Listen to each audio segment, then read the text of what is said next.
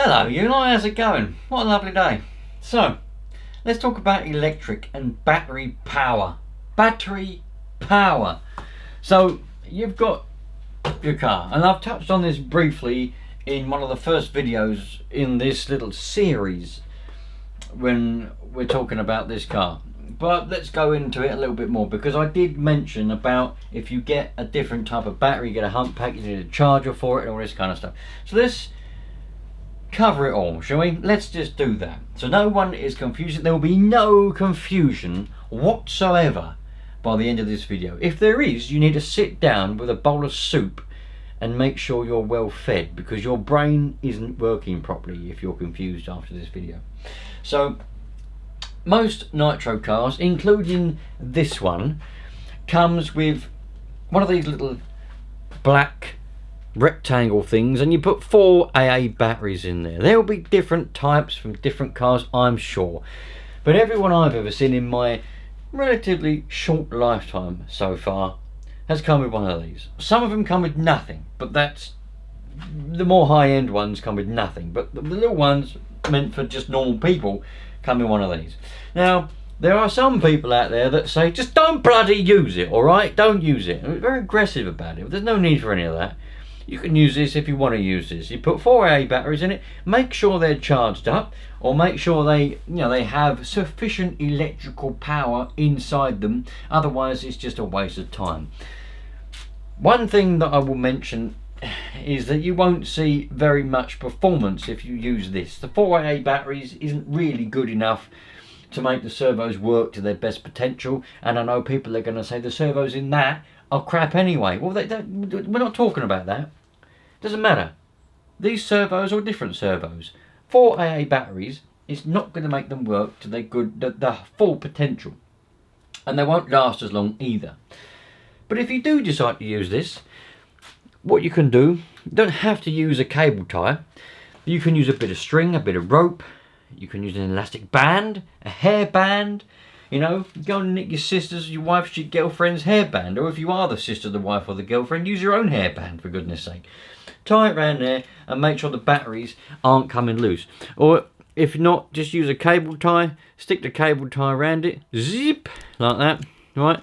And that way, round them, and that's holding the batteries in. Because what happens is, these batteries, with all the vibrations, and if you crash, or if you do a jump, and it might knock them loose, it only takes one of the batteries to come a little bit loose and not make a very good connection anymore, and the servos will do whatever they were at that particular point. So if you was on a bit of throttle and the battery comes a bit loose, it's going to stay there, and because the battery's loose, you're not going to have any steering either, so it's going to just go wherever it was going at that point.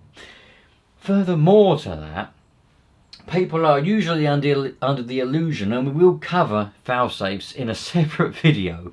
The reason I'm doing separate videos for different things is because I don't want to put confusion. If it's all in one video, jumping from this to that to this to that, it might confuse some people. So I'm doing separate videos, as I usually do anyway. I know sometimes I do go off on things, but I usually do separate videos on different topics anyway. I will cover fail-safes, but briefly, people are usually under the illusion that a fail-safe protects them against everything. Not true. A fail-safe only works if it's got electric going to it. So if your batteries come loose or disconnected, there's no more electric, no more power going to that fail-safe anymore, which is built into the receiver on these modern ones. So it ain't going to work. It's not on. It's turned off. So it won't work. It won't do a dicky bird. Alright? Simple as that. I can't stress it anymore. Every time I mention it, I can always get somebody to go, yeah but this, yeah but that, yeah but this. There is no yeah buts. It won't work. So make sure you secure the batteries nicely. Now, the other way, so you can power these with anything. Well, these ones won't take any more than about 7 volts, 6.6 volts. Then they'll start to act funny and blow up in the end. The servos, I mean, and the receiver. There's not high voltage servos or receiver in these, I don't think, anyway. You can put them in if you want to, but I've already done a video on customization. If you wanted to convert this to high voltage servos and receiver and run a bigger LiPo in them, you can, if you really, really want to. but they come standard with ordinary servos and an ordinary receiver. 6-volt hump pack is what you want. Now, this is one of those. Alright, I mentioned this in the other videos when we were running the car in, but this go into it in a little bit more detail. This is a hump pack. It's as such because of the shape of it. It's a hump. It goes whoop, like a camel. Right? Now this particular one, some places sell this. Some of them don't sell that. I don't know why. I never really had any ones with the 2 wires before. I used to always have just the 1 wire, and I'd get a charge switch, which is a switch with an extra wire on it so you can charge it up with it in situ. But these ones come with 2 wires. So these are very handy because you don't have to buy a battery with a wire that is suited to your plug. If you don't know what plug you've got, you can just buy this one battery and it's got 2 plugs on it, okay? Now, usually on switches that come on Nitro cars, there's 2 different plugs, and that will be these ones, okay? Don't ask me for the names of them because I haven't got a Scooby-Doo. But this one is a little red one with 2 prongs. This one's a slightly fatter black one, still with 2 prongs. Why it's got that one on the end, nobody ever knows. But if you really want to, you can snip it off, and then you've got a black 2-prong and a red 2-prong. But you don't need to because you just don't. So you can plug one of these into your switch, and that powers your car. And then you plug the other one into your charger when you want to charge it. You hang it out the side and you charge it up. So these are the best way to go. These are nickel metal hydride. You can get LiPo battery, not LiPo. Forget I said that. Calm down. I didn't say LiPo. I said Li-Fi or lithium ion. Now, this one, it doesn't come with that. It's just because it goes on a different car, but I've cable tied that on there. I don't want to cut it off. But these are, if I can get to the voltage to prove it to you, because nobody will believe me.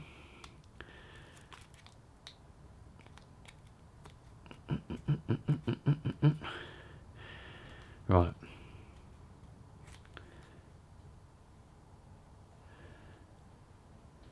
Come on, John, make it focus. Lithium ion. Where's does it say? A Li-Fi, there we go. Li-Fi battery. Nanotech Li-Fi. Voltage 6.6 volts. There we go. Right. Took a while, but we got there.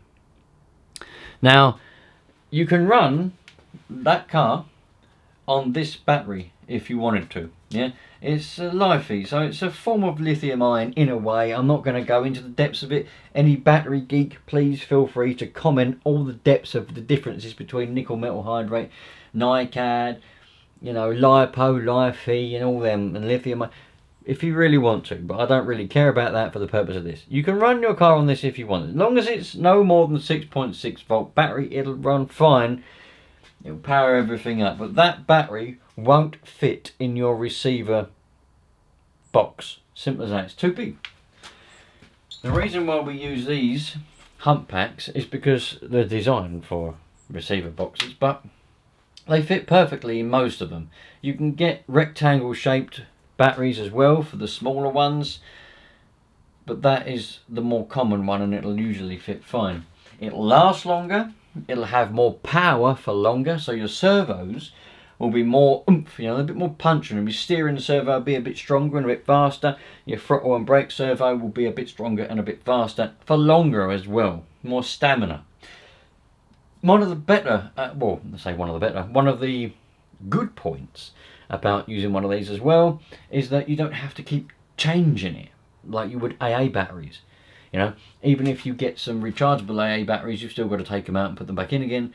Whereas with this, particularly if you've got one with 2 wires, you can put it in and leave it in and charge it up in situ. Yeah.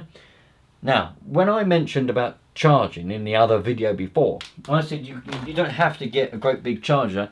You can get a little plug in the wall thing. This is what I was talking about. I knew I had one somewhere, and I come across it. That's what prompted me to make this video, if I'm honest. I was rummaging around in a cupboard for something else, and I come across this, and I thought, by George, this is exactly what I was looking for the other day. Let's make a video.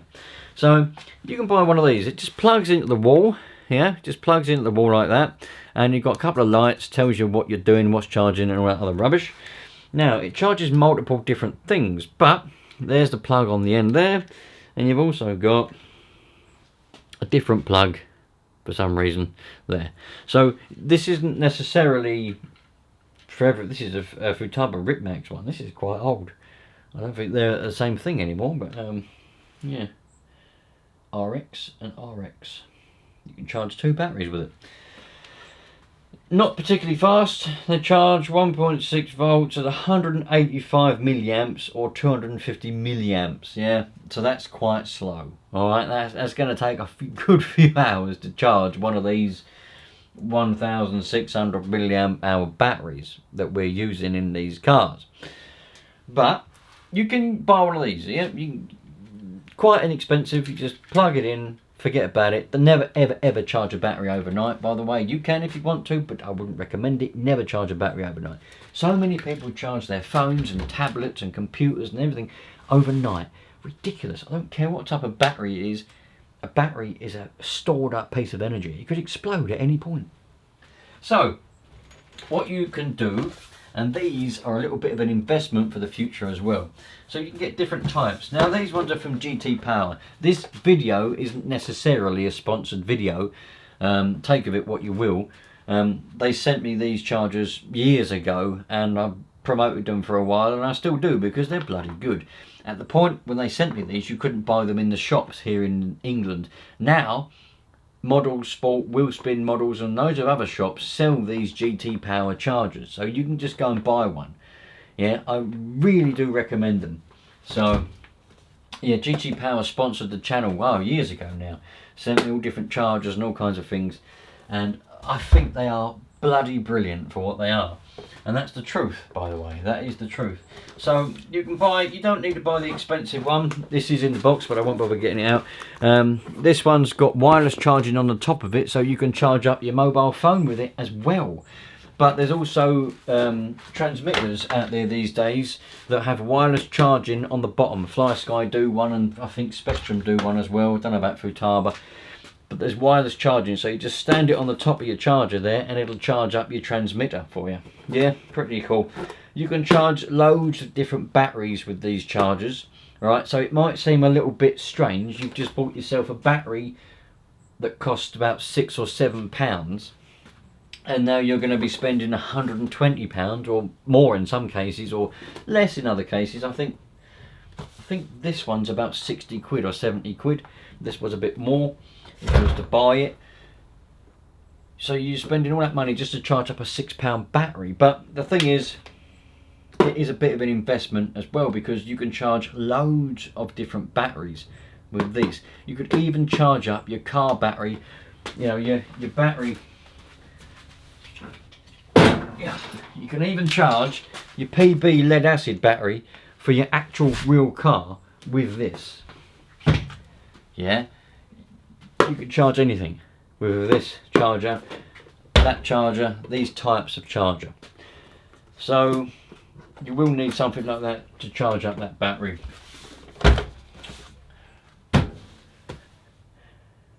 Not really a lot else to it, you know. Not really a lot else to it. You can, I don't know if this one supports it. I don't think it does.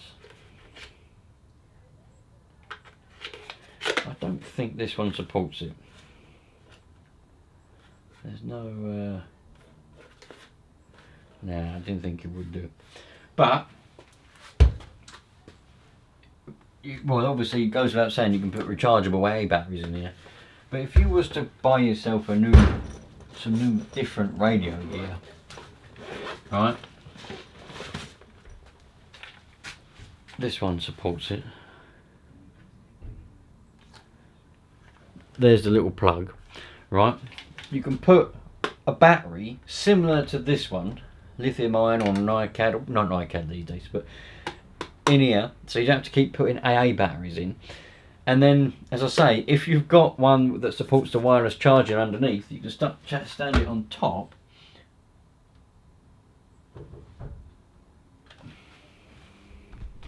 Bloody weird. Thought I heard a knock at the blooming front door. Go around, there's no one there. People playing knockdown ginger. No, it's probably Jehovah's Witnesses or something like that. You get a lot of them around here. Come around here. I'm trying to come and be a Jehovah's Witness or whatever, you know. Anyway, what was I saying? What was I bloody saying? Yeah. So you can put your batteries in there, and you know you can stand it on top of your charger, you know, charge it up, or you can use that charger if you haven't got a wireless one with a wire, and you can plug it in there, charge up your transmitter and your receiver with the charger. Do you know what I mean? Depends whatever you want. Personally, I just put AA batteries in. I'm not interested in that. I just put AA batteries in, job done. But yeah, you can do all that kind of stuff.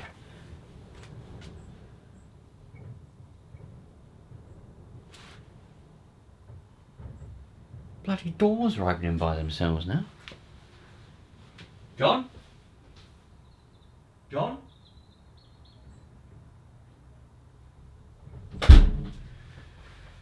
Hey, alright.